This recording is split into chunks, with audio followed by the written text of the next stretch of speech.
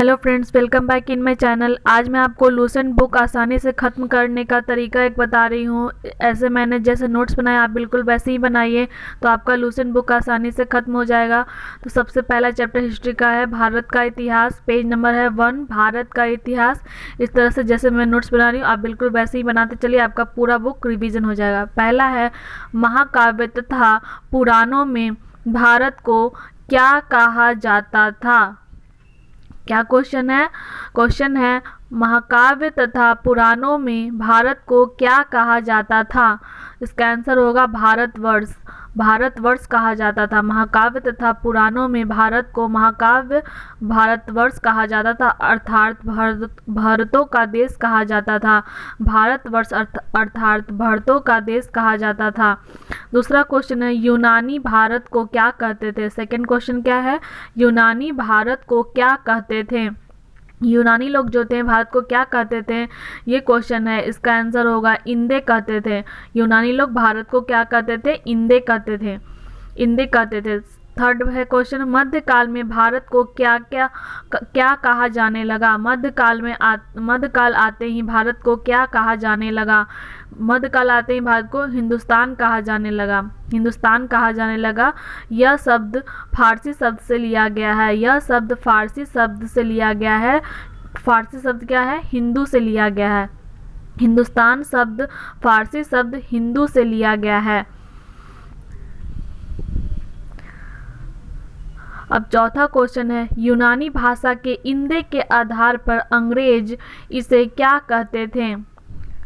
अंग्रेज लोग इसे क्या कहते थे, इंडिया कहते थे। यूनानी भाषा के इंदे के आधार पर अंग्रेज इसे क्या कहते थे।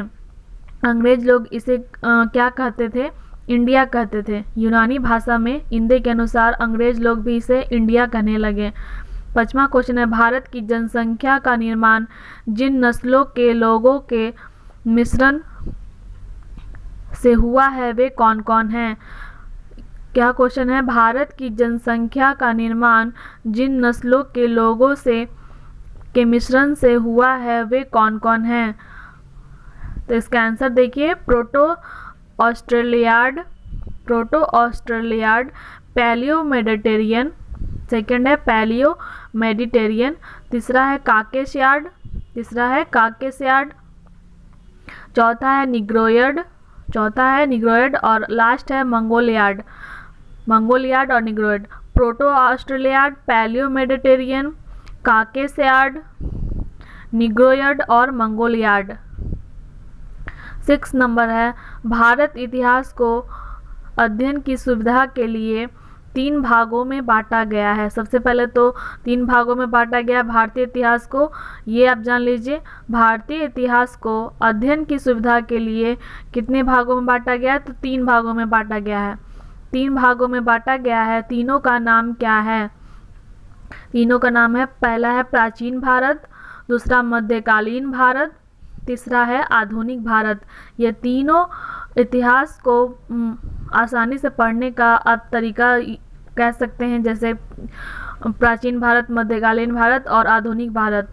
अब अगला क्वेश्चन है, सबसे पहले इतिहास को 3 भागों में बांटने का श्रेय किसे जाता है।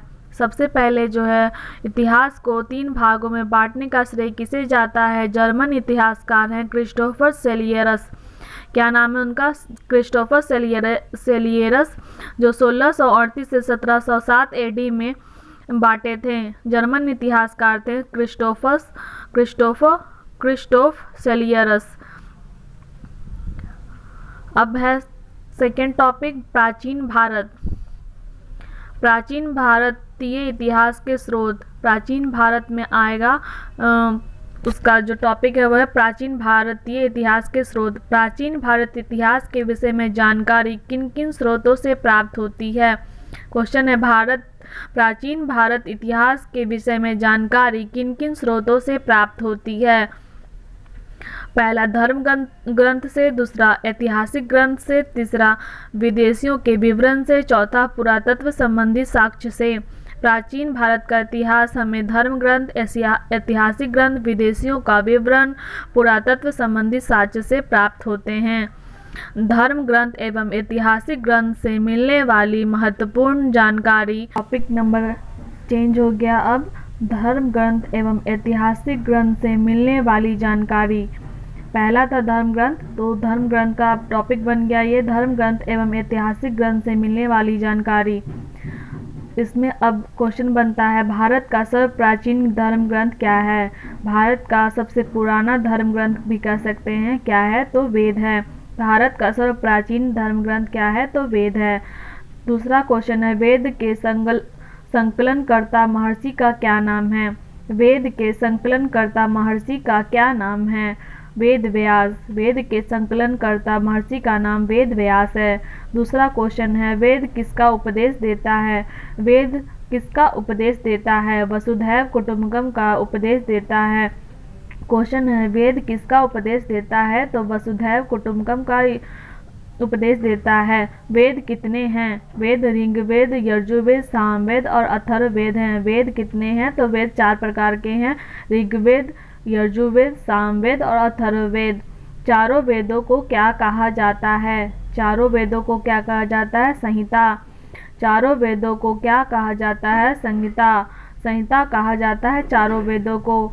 इस तरह से जैसे मैं आपको नोट्स बनाई हूँ, आप बिल्कुल इसी तरह से बनाते रहिए, तो पूरा लूसेंट आपका पूरा कवर हो जाएगा। Thank you for your watching.